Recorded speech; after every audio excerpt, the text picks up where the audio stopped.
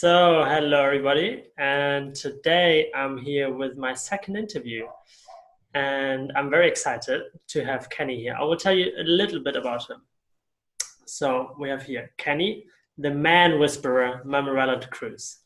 Um, he empowers men to transform their lives and businesses, and he does that through men's groups and through individual coaching and consulting.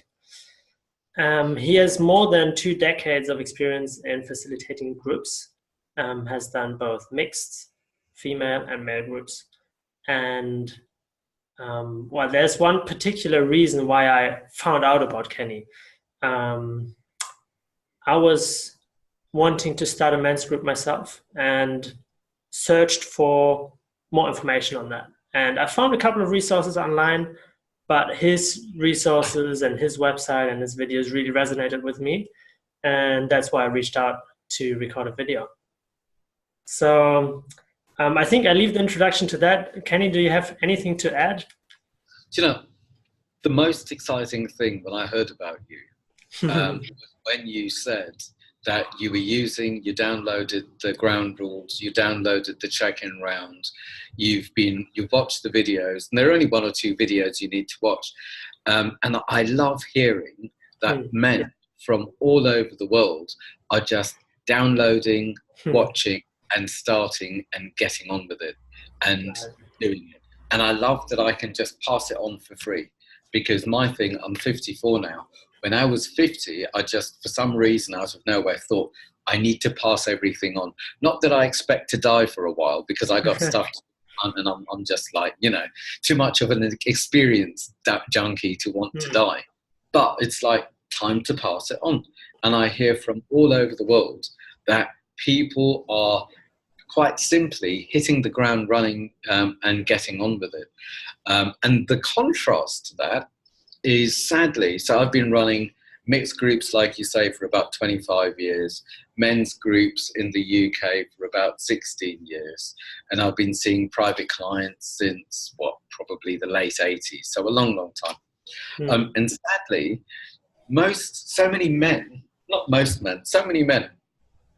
one way or another, show up and say, what's wrong with me? Or how do I do me right? And as far as I'm concerned, there is nothing wrong with anyone. It's not about what's wrong. It might be more about, where am I stuck? Or what needs to change? Or how are my beliefs limiting? Or how do I react to life rather than respond to life and keep living the same old story with different people playing the same roles? It's things like that, where what's wrong with me is just so sad. And I remember being a boy, and I've heard this from so many men, and their thing was, as a little boy, my best friend has got a new best friend. What's wrong with me? Or no one, it could be for 2 minutes, no one wants to play with me in the playground. What's wrong with me? Or I'm not understanding maths. What's wrong with me? And that is tragic. And I think as males, society can quite easily put boys are bad and girls are good. Boys are trouble and need silencing or disciplining or controlling, where girls behave and they're just lovely. And that's, and it's not boys or girls, it's not men or women, it's individuals. And there's nothing wrong with any of us. So what I try to do is create a situation where people can get present and connected with who they are and learn from everyone else's successes and failures and humiliations and everything that's there, because it's all about life experience. And one of the ground rules, do you remember the ground rule? I think it's number 11, that says something like, play big enough to get things wrong. Play big enough to be challenged. Play big enough that someone might say, hold on, wait a minute. And for me, this is a rule in life. As a boy, and even as a young man, I was small and avoiding criticism and avoiding danger and avoiding pain. And I would say, as similar to most men, I feel most men are so easily controlled by a fear of humiliation or a fear of abandonment. And it started from such a young age, where now it's like, no, don't play small, get humiliated.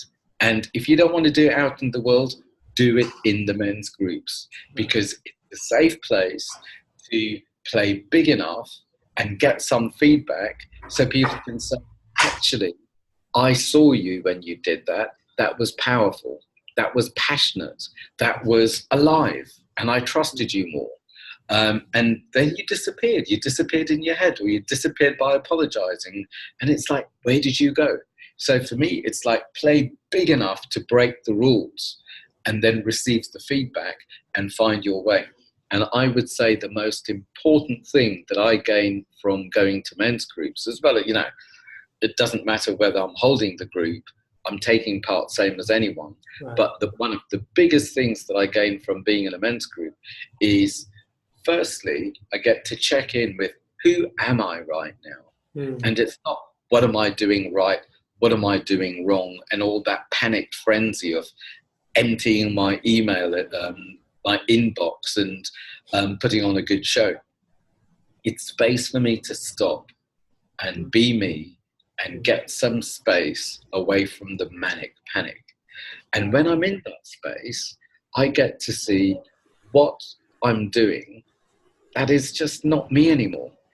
What is it? How am I being? That's an old script that I just don't need to be. So as I let go of who I no longer need to be in order to be liked or safe or maintain my position, as I let it go, there's more space for me to show up in life, and more than that, for life to show up and meet me. I kind of believe that the more I get present and connect, if this is me, and this is life, and life wants to meet me, if I'm present and connected, then life can meet me here, where it's intimate, and life and I can just go with the flow and respond and, take part. And here's a little something. I think I'll have some of that. And, we get into the merry dance. But if I'm surviving, then life is here and I'm here. And I'm in my head thinking, well, that's going to go wrong, and that's going to go wrong, and that's going to go wrong. So this space I fill with my old dramas that I know how to survive. So life is not going to meet me. That's too vulnerable. But I know how bad life is. So in this place, I will create the same dramas that I've had in the past. And I'll survive my old dramas. And I'll do what I need to do and keep busy so that doesn't happen. And if that happens, then, what's the negative of that? It's the same old humiliation and abandonment. Like, I might win. The strange thing is, I'm a refugee from Uganda. So my family, our lives were threatened. We had phone calls saying they were going to come and kill us. We were followed. Our phones were tapped. There was all sorts of nasty things going on. And I really got into survival. Life was not safe. It was genuinely not safe. And it's quite a dramatic story. I could say the same emotions could come up with a lot of my friends and clients, where they were sent to boarding school. They come from quite rich families. They were well educated, but their story might not be as dramatic as mine, or it might be more dramatic, but they had their own fears of, I'm going to be in trouble. I'm going to be humiliated to death, or whatever it is. So we all have our traumas. Because I had that, I need to run for my life trauma, then I would keep running. And as soon as life started getting good, I'd think, if it gets good, then the next thing that'll happen is it'll be taken away. And if it's taken away, then will I be able to build it up again? And none of this is actually happening. This is all the fantasies of my head because of what happened in the past. So I kept doing well. and then running away. I'd change career, I'd travel, I'd move home, I'd just keep running. And I would say when, in my experience, men are unconscious, or maybe people are unconscious, we will keep running with the same script. We will keep running from the bogeyman, or running from, these are my feelings.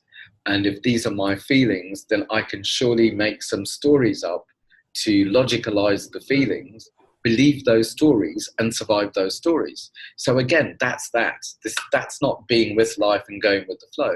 It's like, okay, this is me in trauma, this is life being nasty, and let's get this drama happening. So I'm distracted and safe, because this I know to do. But this is big. This is vulnerable. This is where life could really happen.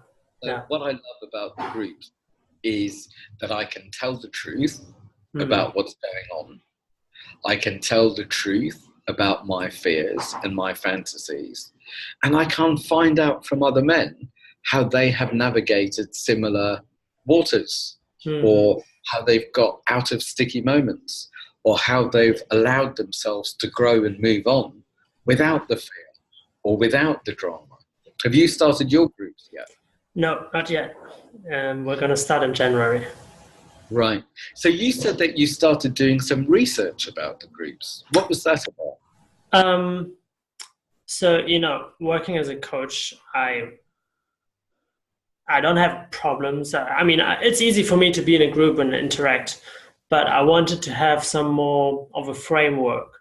And I just wanted to see, how other people organize it in terms of how many people, how do you proceed? Do you have like a procedure in the beginning, like an opening kind of thing, a closing kind of thing?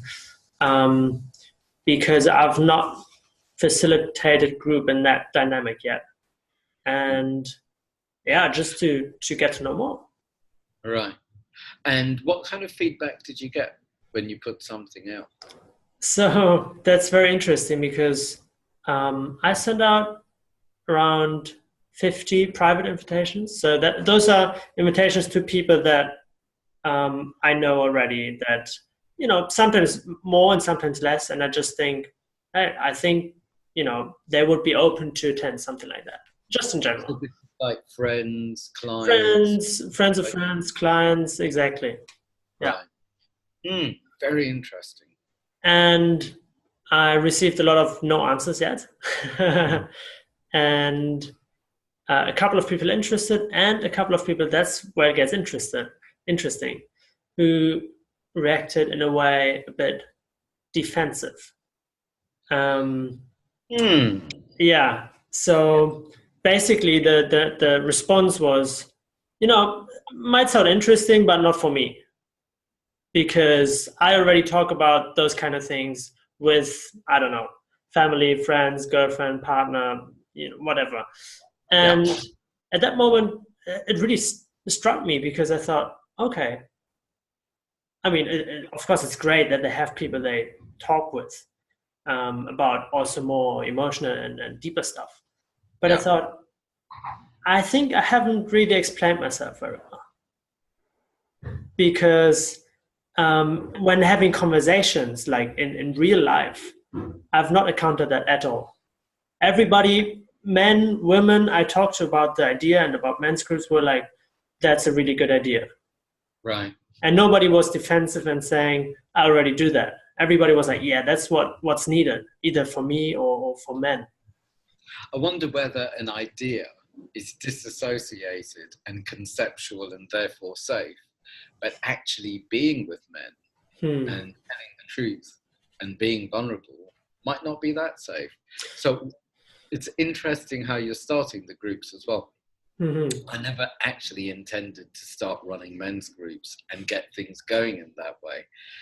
Really? I had a marketing and publicity business in the UK, in London.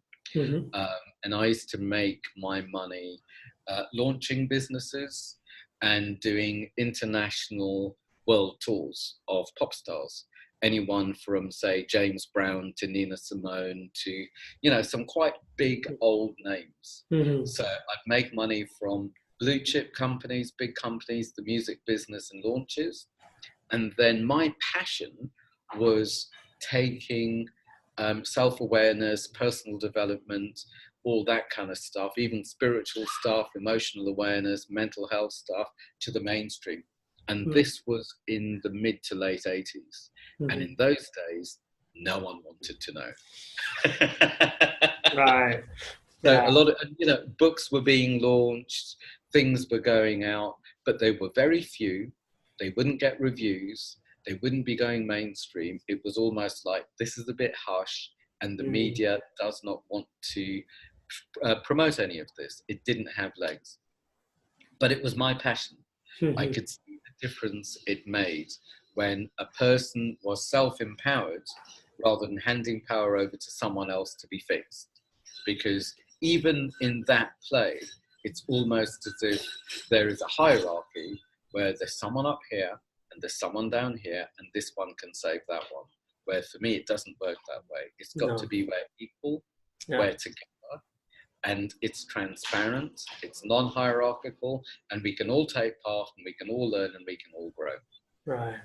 Cut a long story short, in the early 90s, there was more of a market, and I wasn't the only one marketing this, and the niche, unspeakable mental, emotional, spiritual health and personal development started going mainstream, and I thought, my job's done, what's next? And it was really time for me to get married, get settled, get rich, get fat. And I just thought, what other options are there? Because I didn't want to just go into the default, this is what happens, then that happens, then that happens. And also, I was safe, I was doing well. And I thought, not only what are my options, but what are my true choices? Because I got into personal development and all of that because I needed to unlearn things about my own life. I needed to unlearn about my fears. And after all my traumas, I had obsessive compulsive disorder, I had Tourette's syndrome, I was twitching and grunting, I had body dysmorphic disorder, I had all sorts of mental health issues, post-traumatic stress disorder, and I needed to fix myself. I needed to unlearn these things. So in a way, I explored the things that would save my madness, to be brash, to be frank. So I learned to slowly calm down and unlearn these things. I learned to respond rather than react. I learned to come from my power and extend myself rather than coming from giving my power to anyone and everyone and keeping them happy. So there's a blog on my website that's called From Am I to I Am. And am I is handing power over and getting a sense of self from anyone who I want to approve of me or save me or parent me or sex me or whatever it is. And I am is coming from my own center, owning my power, being with my power and extending to people. And again, it's intimate rather than that, which is like, I'm less than, and, by playing the kiss chase dynamic. So I unlearned, my dreams came true, I got self-aware with various things, and I realized that the big thing that was missing from my life was the sunshine. So I remember very clearly, I went on holiday with my family. I came back and actually my home, which was this huge warehouse in the East End of London, was burgled. They took everything. And I just thought, it's a sign. It was confirmation that it's time to move on. Because, I'd run for my life. I'd done well with whatever career and then run off and done something else. And then I'd done well and I'd run off and done something well, running away from the bogeyman. And this time I thought, this doesn't feel like running. I need to stop running and I need to make a decision to leave the country and maybe come back through choice rather than being here as a refugee running for my life. Right. So I moved to Fiji through various coincidences. I lived in Australia and I started running mixed groups there, and conscious conversations and workshops and things. I worked with Mother Teresa in Calcutta with dying people. I worked with islands and villages in Fiji, understanding the dynamics and sitting with the elders. More than anything, I just started exploring my outer world and my relationship to the outer world, and realized just how stuck and how English and how in control and how much of an act I'd turned into, because every time I was in a different culture, they had different rules. Right. They were a lot more community orientated, or a lot more open-hearted, a lot less maybe with the class system, a lot less hierarchical. There were so many things, and I thought I had something sussed. But as soon as I landed, it's like, oh my God, I've got this to unlearn and this to unlearn and this way of coming alive. And so it went on and it went on. Yeah. So, yeah, in Australia, I started with the mixed groups. And then I came back to the UK 5 years later. And I meant to be here for 2 years and then moved back to Australia. And within a couple of months, I realized that I was feeling really quite lonely, really quite, I had a best friend who came over with me from Australia. I had my old friends that I'd known for years. I'd had some new friends, and there was just something. I realized that what it was there just wasn't space for me in my life. There was only space for the acts.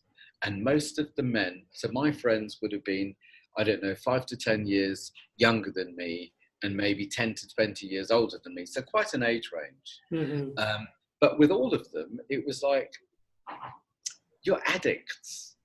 I need more than drinking or drugs or money or power or sex or love or status or, what it's like. It was all from the outside. And through sheer desperation, what I did was one day I got it was between 12 and 18 of my closest friends and acquaintances and people I knew, that I thought, you've got something good and I want to be around you, but I don't want to be an idiot with you. I want to have some depth with you for a change. Because I knew how to do idiot. I think a lot of men know how to do idiot to fit in and be part of the tribe. Yeah. So I got about 18 of us in my lounge and I said, I don't know what a men's group is. I've never been to a men's group, but right here and right now, I'm starting a men's group. And I've called you all here to be with me because I need to be met in a place of depth, a place of reality, and a place of maybe vulnerability, maybe fun, whatever it is. But I need to get real. Yeah. I need depth. And yep, I'll come out raving with you and we can have fun and do whatever it is we do. But I also need this. Yeah. And I had no idea what I was starting. Now, 16 years later, still 3 of those men come to the men's groups, which is great. Some of them are in another country or another town. 1 or 2 become alcoholics or whatever it is, which is sad. But I had no idea what I was starting. And I made it up as we went along. And it was my own need for depth. Nothing more, nothing less. Yeah. So selfishly.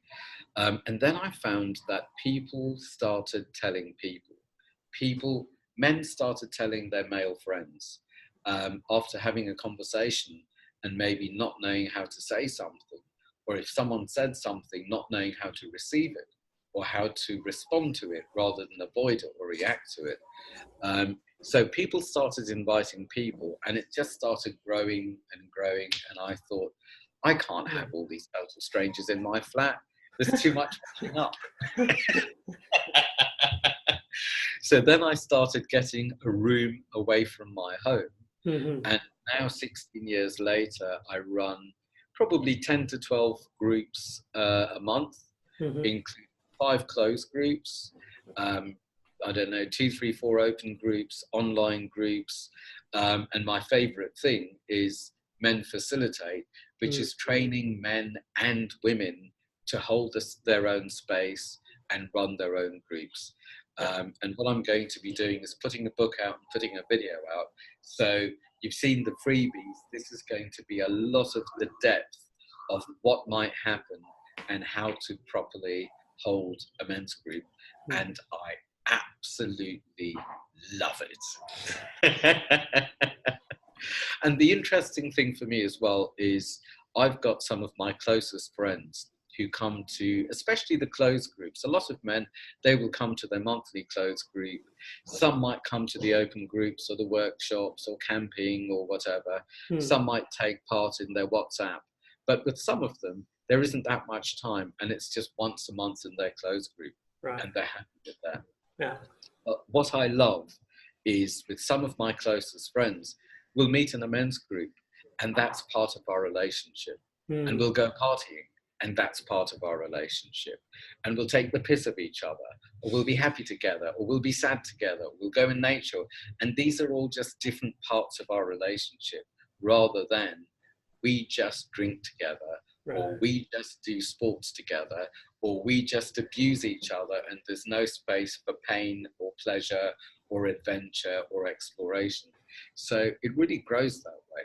But I think one of the main things that surprised me is, on one hand, there are a lot of men who come to groups and they say, well, I'm used to being around men, but we just play sports and we drink. We just do this or we just do that. Some men will come and say, I'm used to being around women, but men scare me. And for those men especially, full mark showing up to your first men's group, because it can be really scary. What am I going into? Am I going to be humiliated? Is there a hierarchy? Is it something weird? Am I going to be abandoned? Is it, it's like, what is this unknown thing? And I think with most men, like I said earlier, there is a fear of being abandoned and being humiliated. And going into a men's group, it's like, how dumb is that? But for the men to start being amongst other men and finding out who they are is a huge first step in vulnerability, but it's a huge beginning of an exploration of who out of these men do I want to be like? And who out of these men do I not want to be like? And then it might go into a different level of who out of these men do I want to like me? Or who out of these men really makes me angry? Or really makes me want to bully them? Or who out of these men reminds me of my abandoning father? Or reminds me of my bully at school? Or reminds me of my best friend who stole my girlfriend? Or whatever it is, and then stuff can come up, and then it really starts happening. Because it's not really only about us, but it's also about what's triggered from the past. And it's often said that a man, maybe a person, is rarely angry or upset by the thing that we think we are. Drama at the moment, but follow the feeling back, and that's what's really going on. And to be able to talk about it, so many men, so many boys in the head, busy fixing and disconnected from life, disconnected from the heart, disconnected from passion, disconnected from taking part. But to be able to openly talk about these things and explore these things and learn from other men. And, my men's group's slogan, man up and talk about it. But in a way, I've got another one in my head where it's I am one and I am one of. Now, I know that the men in the men's groups are not going to be able to accept me as one of the men in the men's groups until I've accepted myself as one of the men in the men's groups. And once I've undone my fears or my fantasies or my history and I've accepted myself, only then will the other men be able to accept me? Mm. And I believe, strangely, only then will I be able to extend myself, maybe to the women or wherever I need to extend myself, because I've accepted myself as my own man, my own person. I've been accepted by the other men. Maybe not all of them. Maybe I really pissed some of them off, but it doesn't matter because I've shown who I am amongst these people and I've accepted that. Mm-hmm. And then I can extend and take it out into the world. So it's interesting that we both have stories of wanting to start this, and the way that I've done it in one way and you've done it in another way. And when you're with people and talking about it, it's like, great idea. Everyone thinks great idea. But when it comes to showing up and taking part, then it's yeah. Well, we will see. We will see how it will develop. I think the more information I can bring out, and also with this video, with this interview, of course, the more people will also, if only the contact is only online, they will more understand also what it's about, and maybe become a bit more, they approach the idea with a more open mind. Yeah. And also, you talked about your trauma, which was, a major life event. And I wanted to add to that because when I look back into my life, I would say, well, I don't have any trauma like that. I had a pretty stable and friendly childhood. And even after that, there was nothing major happening with life-threatening or anything. Yeah. But traumas can also be super small. So totally. I've actually recorded a video yesterday where I talked about one of my traumas. That was when I was around 8, I think. And my mom bought candy for me. And then I felt guilty because she spent so much money on candy for me. And then I felt guilty about feeling guilty. And that was a trauma. So, it's nothing. If you're an outside person, you would say, yeah, there's nothing to have a trauma about. Yeah. But there was. Yeah. It's got nothing to do with how painful or dramatic the story is. But I would say it's got everything to do with the relationship to that story. Right. And it's really interesting because there is always a pattern I find with men and guilt. There's humiliation, but guilt can be a very big one of I have and someone went without, or I was selfish and therefore I'm a bad person. So then it starts with the negative belief systems and who do I need to be or who do I not need to be, or how do I restrict myself so I am loved or so I am not abandoned. Right. And I find, it's very easy to see and name and demonize aggression. What about passive aggression? Because I was personally a bit of a mummy's boy, in which I was the eldest son. I lived with my grandparents and my godmother adored me. So that's my mother, my grandmother, and my godmother. And I was their special boy. Now, for some people, it's a positive thing to be the golden boy, the mummy's boy, whatever. Everything comes with a cost. So that meant that I was responsible for the emotions of the women, addicted to the approval of the women, and it was not an option that any of them could ever disapprove of me or dislike me, leave alone tell me off or abandon me. And I wasn't one of the other children, certainly not the boys, because I was on the adults and on the women's side. And as the mummy's boy, the message would be, don't be like the other men, you're special, aren't you? So I'm not allowed to be a boy. I don't know what type of a man to be, and I'm on my own. No wonder I had to start running men's groups. But it's all about the reaction to the trauma. And I find that in conventional, because you're a therapist, aren't you? A psychologist, yeah. Psychologist. And I find very often in conventional therapy, People will look for which part of the story needs healing, and this happened, and that happened, and that happened. Where I find it's a lot more efficient to get into a feeling, take a breath and follow the feeling, and it will take you back to the scene of the crime. It will take you back to the time and the place. It would be very easy to say that my tragedies were when my life was at stake, or when my father said, "You may never see me again," because we were sent and he was left in Africa to be killed.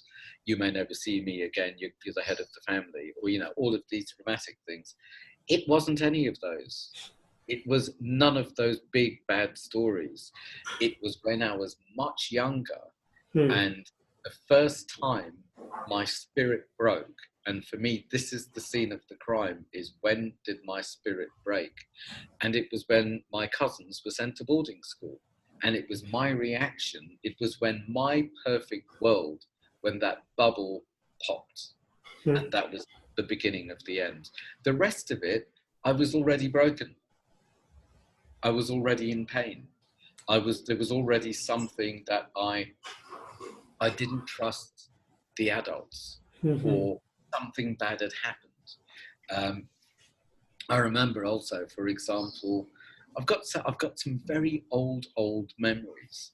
I remember, for example, when I was very young, realizing that what I'd been eating from my plate was actually animals that were killed and cut up and cooked.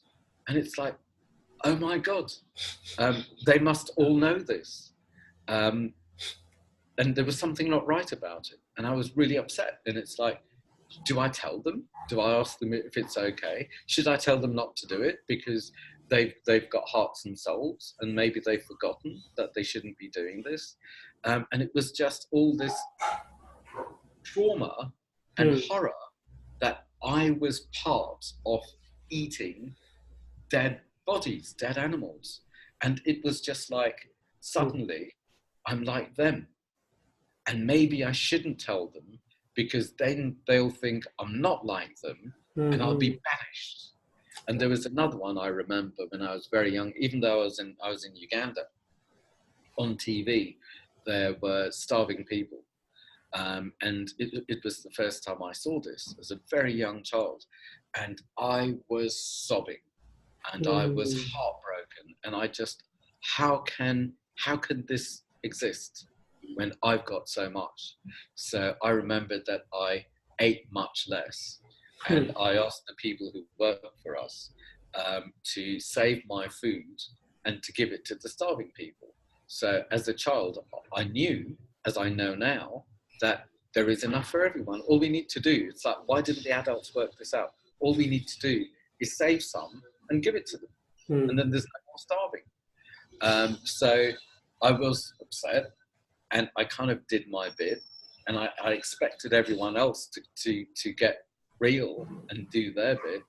But it was when I realized that they weren't saving the food and passing it on that I felt devastated and trapped amongst other human beings, big people that knew but didn't want to fix it. So does that make me one of them, that you lot can starve and I'll do okay, but I'd better pretend it's okay, because otherwise they may make me one of those people that's going to starve. So, as a very, very young child, the traumas of even being humanized or being socialized, I think these are strange things that over the years I've uncovered and thought, I was right. And now that I was right, it's up to me as a man to put this right. And I kind of feel like anything that wasn't right in my childhood, that caused me pain or left me vulnerable or left my spirit broken, or I thought, I must remember when I'm big that I have to put this right. Now's my time. And surely I had the pain then to learn to undo these things, pick up my tool or remember what it is and put it right. And for me, this is the relationship between pain and trauma and even devastation and purpose. Hmm. Surely they come together that simply. What do you think? Yeah. And I have to think back of my life and see whether I can discover more traumas that may have been hidden. And with that, it's like I don't find that I look for trouble. I used to look for trouble when Hmm. when my mental health issues owned me, and when my mind had me small and surviving. Then I wasn't going to take part in life until I'd found everything that's wrong and fixed it. Because then I'd be together, and then I'd be safe, and then Hmm. I'd be enough to take part. And what Yeah. I've realized is time to take part is here and now. Hmm. When I want more out of life, then life will show me what's in my shadow that needs to be released Hmm. or accepted or at least known. Yeah. And when I know that part and I have a relationship to that part, then I have more that I can experience in life. Hmm. And then I can carry on in my merry way, swinging it around until it's like, no, I'm greedy. Give me more. And if I want more, again, there's more from my shadow that will show up saying, you want more? Set me free. It's not bad stuff that keeps coming up. It's an Hmm. opportunity from life saying, set me free, and you're available for more of life. Don't set me free, which is also a respectable option because it's not about go, go, go. It's about choice. If you don't set me free, then here you will be, and that's fine. If you Hmm. decide you want more, then fine. You let this go. And for me, it's also life testing to see whether I can actually deal with more or not. Because I believe that life will not give me more than I can deal with. Hmm. So how does life know how much to give me, how much I can deal with? Well, if they throw me something, if they throw me a temptation and I don't take the temptation, then they know that maybe I can deal with a little bit more. Right. If they throw me a temptation and I take it, it's like, oh, no, we know his boundary. So we'll give Hmm. just enough to keep him a little bit on the edge, maybe a little bit crazy, Yeah. and see where it goes from there. But it feels like the game of life. It Hmm. feels very, very much like the game of life. And for me, the most wonderful thing about the men's groups is I can be in my head, or I could be in the field or on my pathway and working it out. But then I get to sit in a circle and stop and say, right here and right now, this is who I am. Yeah. And this is what I've been thinking. And this is what I've been feeling. And this is how mad I am. And this is how glad I am. And what I totally rate the 12-step programs, Alcoholics Anonymous, Narcotics Anonymous, etc. And I purposely do not hold men's groups in, very often in a pub. You can have a room for free. It's like, no, it needs to be in a clean, neutral space. Hmm. The thing that hasn't worked for me about men who come from the 12-step program is it's all about their story and telling their story. And the bigger the story, sometimes the Hmm. more popular, the more Right. dramatic, the more respect. Where Hmm. for me, there are a lot of people that come to groups who do not have dramatic stories. Right. And it's not about your less. It's, so why are you in this life Hmm. with this simple ability to do what? Why are you in this privileged position? What does it enable you to do? Not everyone needs to have trauma and drama and fix the trauma and drama and get involved in all of that. But Hmm. some people, actually, things are great. So why have I been given this situation where things are great and I have resources and I can be a playboy or be jet set island hopping or make a difference, change something, create something, um, And the sad thing is that, say, for example, to take it to the extreme, working with suicide, I find that my most privileged men, who are maybe the richest or the most famous, or they have everything crossed off their list to do and to have, once they've got everything, then they come to me because they don't know why they're here. Mm-hmm. So I've got everything, but I am nothing. Yeah. Meanwhile, because they're rich or famous or privileged, they're not allowed to have pain. They're not allowed to be lost. They're not allowed to not have a purpose. And there's all this stuff that's projected on the lucky people who aren't allowed to be lost, which is terrible. No. So they're the ones who have everything crossed off the list, but they can be purposeless. And then on the other side, there are the very poor men who come to groups, and they've got community, they've got a purpose, which might quite simply be feeding the kids or holding down a good job or paying their bills. They've got everything, but they're on the edge because they haven't got the money or they haven't got the means, and it's just too on the edge with hand-to-mouth survival. So at the top of the scale, there are the ones who aren't allowed to be depressed or lost because they have everything, but they are nothing. And then there are the ones down here who have the community and have the love and have the connection, but they can't pay their bills. They haven't got the resources. And these are the two extremes, very much extremes. Meanwhile, it's exactly what you said before. It's got nothing to do with how good or bad is your story, how deep are your wounds or what's happening with your trauma, but who are you right now? Why are you here? And how are you going to take part in life? And I find the script always continues. And it's either the unconscious script, where the same old story happens with different players, or it's a brand new script. And that's the most vulnerable script because we know how to survive the old scripts. So it's easy to recreate the old scripts.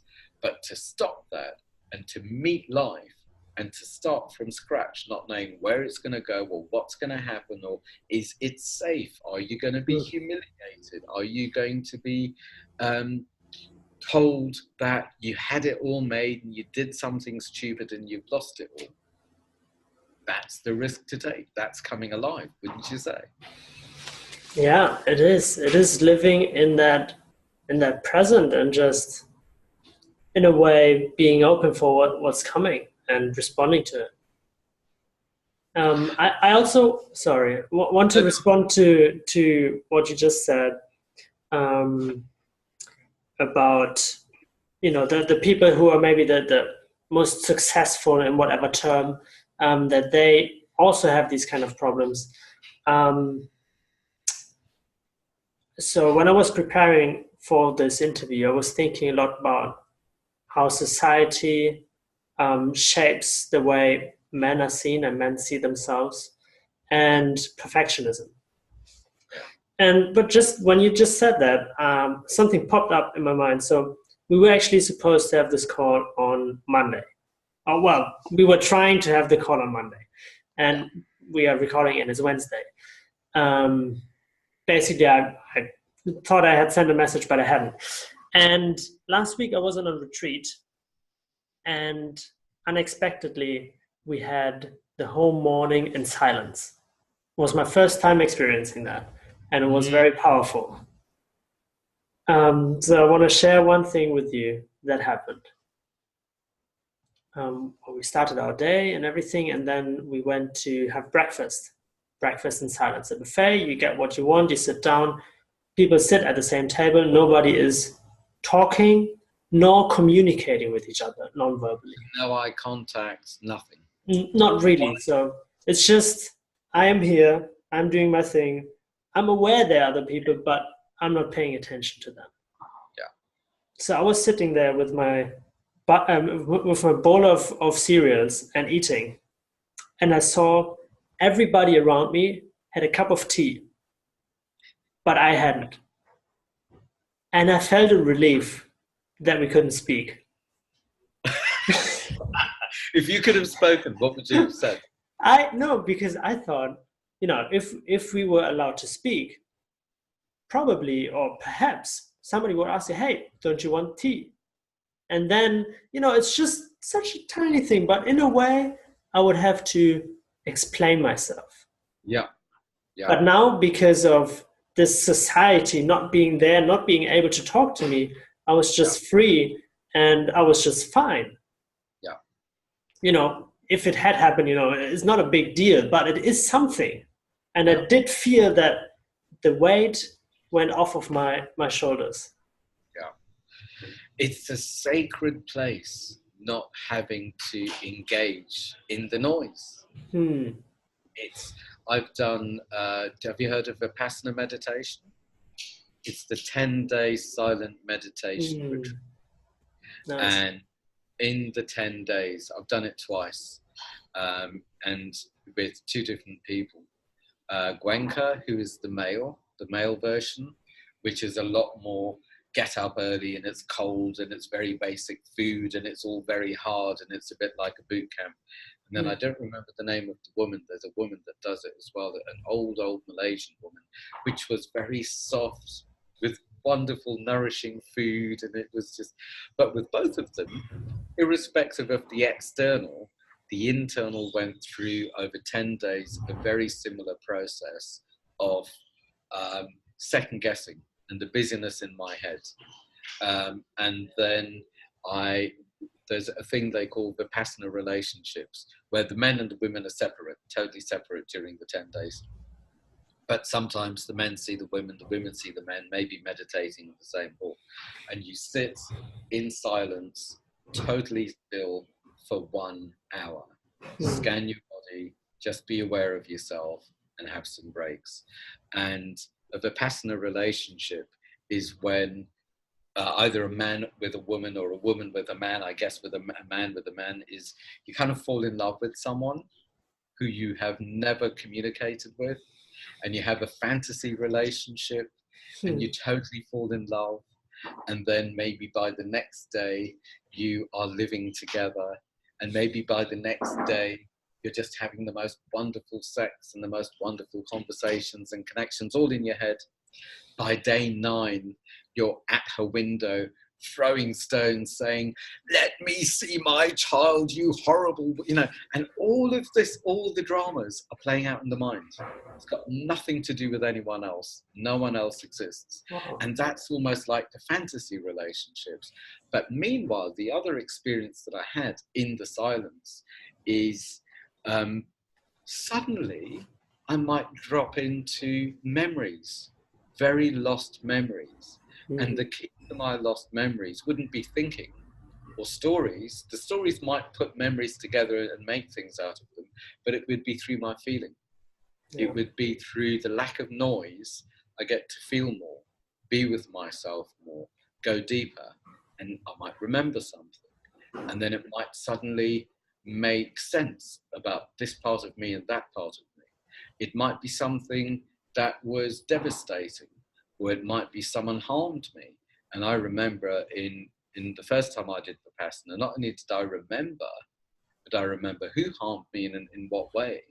And then I went through rage.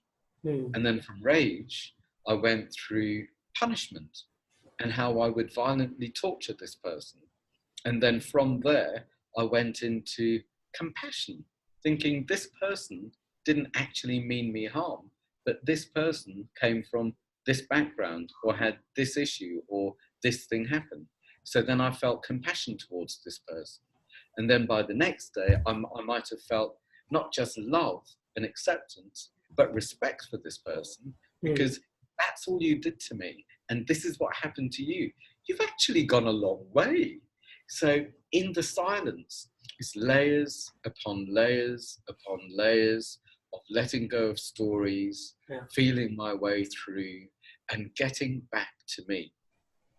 Yeah. So valuable. What That's I find sitting in a room in a men's group is there can be silence. Before we start, as you know from the information on mensgroups.co.uk, before we start, we do 2 minutes silence.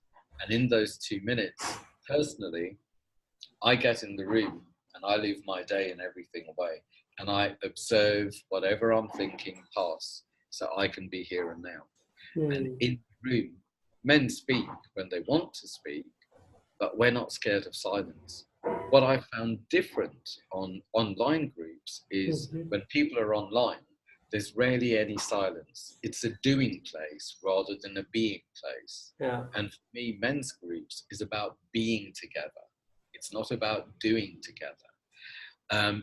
Until I have a very close friend, Al, who lives in California. So the online groups are international. And everyone was talking, it was going okay. And he said, something's not working.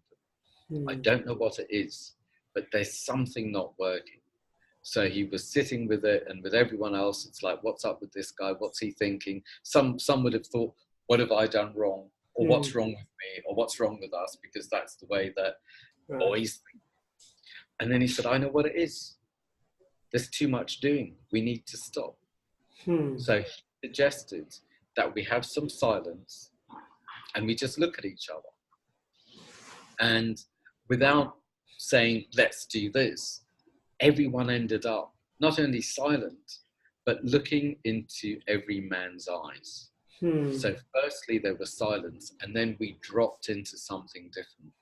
We dropped into a zone together.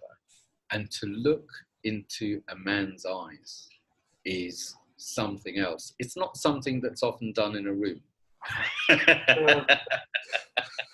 And also, as a facilitator, I'm sure you'll find that generally people will treat you like the grown-up or the teacher. So everyone will speak to you, but not to each other. And initially, I felt like I'd failed because I didn't want it to be about me. I wanted it to be about the whole group. Then I realized that if a man looks another man in the eye, especially in the Western world, it either means I want to fight you, so it's aggressive, or I want to fuck you, which is, I guess, the other extreme. It could be aggressive, but, you know, both of them are very intimate. And fighting is a way that men could be very, very intimate together. So when I realized that in a room, men need to avoid that, and they need to look at me, and that's how they address everyone, at least in the beginning. It's like, it's allowed. I get it now. Where on an online group, to be able to do that, and, you know, it's not a sexual thing. For me, it's seeing the soul of someone, seeing the depth of someone, seeing who someone really is. The freakiest part, just to end that story, is I was staring into a man's eyes, and then I suddenly realized, oh my God, it's me. I hadn't looked into my own eyes. I was just another one of the men on the screen. And that was amazing to see, but not from my own perspective. It was amazing. So what do you wish to gain from the men's groups, and what could I give you that might help you? So I want to create men's groups because of several reasons. There are some more personal ones and some more societal ones. The personal ones would be because I want to be more in that space of deep connection and deep sharing with other people, with other men. Because I want to have that space for myself, to express myself, to rediscover myself. And then, of course, I want the other people to have the same kind of experience. And I know from talking to the other people that it's not me, it's everybody, at least until now. And then more on a societal level, what do we gain from men being more connected, more real, more authentic? It's a lot. You know, businesses improve, relationships improve. I mean, just family for sure, yeah. emotional health, good men to parent the next generation, Yeah. good men to meet good women and to bring up good men and good daughters. Exactly. It's a life changer. It can be so easy for men to say, it's not fair, I didn't have a father, or my father was unavailable. Meanwhile, our generation, well, I guess I'm a generation older than you, I don't know how old you are. Yeah. There were wars, there was poverty, there was lack of choice, there was a lot of work to do. There weren't credit cards or money or things available. There wasn't the separation that there is now. There was just community and sharing. And the men did this and the women did that, and those were the rules. We are so privileged now that we have so much choice. It's about knowing how to respond to the choice, show up to the choice, and grow. And what I find as well with what you're saying is I love that there can be that depth, and there can be that work, and there can be that personal awareness. And I also love that there can be so much fun and so much lightness and so much silliness and so much being together. I remember, so with I run 5 closed groups at the moment. One of the closed groups been together for about 10 years or something. Wow. And they're best friends. They're really good people. And what works with the men's groups, especially the closed groups, I find, is men can be whoever they are or whoever they turn into in a men's group, where maybe in their own lives, people don't want them to change so much. People don't want, or maybe the men don't want this sports group or this drinking group or this friendship group or this family group to change. So I'll let those work. But in the group, I can find out who I am and who I no longer need to be. So one of the closed groups self-organized a trip to Morocco. So we had about a week of adventure in Morocco. And in the group, I would say it's more quite masculine men than feminine men. There's some feminine, some masculine as it goes. But there were 3 of us standing outside the place we were living. And, you know, Morocco is quite masculine. One of them was a personal trainer. Another one was a businessman. We were all like this, waiting outside. And without saying a word, I put out my hands to both of them. And strangely, surprisingly, they took my hands. And without saying a word, I started skipping down the road, holding hands with them. And they were too shocked to notice that we were being like little girls skipping down the road in a foreign country. And it was liberating. It's not about doing a man. It's about being your own man. And my own man, being my man, allows me to be a boy and a girl and masculine and feminine and more than anything, authentic and real in the moment. And for me, the difference between a boy and a man is a boy needs to compete and prove that he's not a girl and to survive and to have his place in the pecking order, where a man is man enough to include his feminine side and listen and take care of himself and parent his own little boy rather than handing it to any man or woman or wife or whatever to parent for him, and has the choice to be whoever he wants to be, respond to life, and come alive in his own truth. And that is wonderful. Great. Yeah. That sounds amazing. Anything at all that I could do for you, feel free to join the online groups. I'm going to announce them this month. Great. Anything at all that I can do, please just join in, ask questions. I know I'll be doing an online training and releasing the book and the DVD. My thing, more than anything, is now I need to pass it on. Yeah. I want to train people. I want to train people in the council. I want to train people in the NHS.